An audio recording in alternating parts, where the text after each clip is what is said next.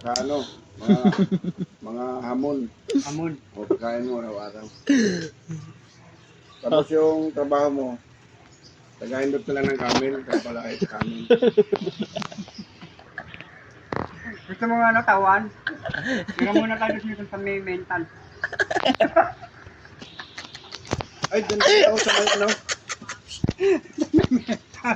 Bulit, dahil ka pala ng ano, marunong ka bang pintura? Bulit, marunong ka bang pintura? Maghanap dyan sa may batas tulay. Okay, pinturahan daw. Dito yung mga aluminum doon. Dito sa kalaw.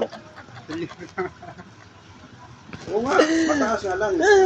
Yung laglagan doon sa creek doon. Hindi ah. Hindi, kukuha na lang ako ng isang tao. Pang-mental. Kaya lang, may pintura ka doon. Tangina mo, Andet. Pintura ka doon, nakabrief ka lang.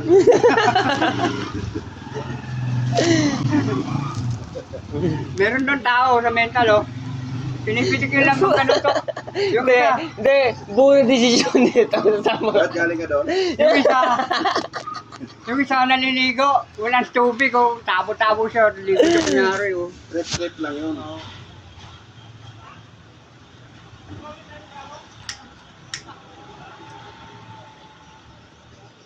Ayun na, balikan ko muna. Kailangan mo tawan, kuha kita sa mental, ah. No? Hindi ka mananalo dito. Matindi to eh. Kuha ng tao sa mental eh. Suko. Samantaluyong. Samantaluyong. Pero kumuha ng tao sa mental, ito ang ano. Ano ba tawag dito? Ano tawag dyan? Kuha ng tao sa mental daw. Kung pag nangangailangan daw siya. At saan ka pumunta, Andet? Yung isa, karpintero. Yung isa, palitada. Yung isa, pintor. Si Bulit ang ano, Ikaw, ano ka, Andet? Ano ka? Ano, namamakyaw. Ano sabi mo, Foreman? Andet! Ano ka? Foreman. Foreman. Tapos? Ano kaya ang direksyon ng bahay? Sabi na mo Bulit. Foreman ako. Saka architect. Ano? Ano kaya ang Ano? direksyon ng bahay? Ha? Ano kaya ang direksyon ng bahay?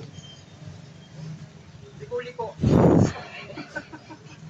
Ang ina mo, Andet. Sige na, saan ka pupunta?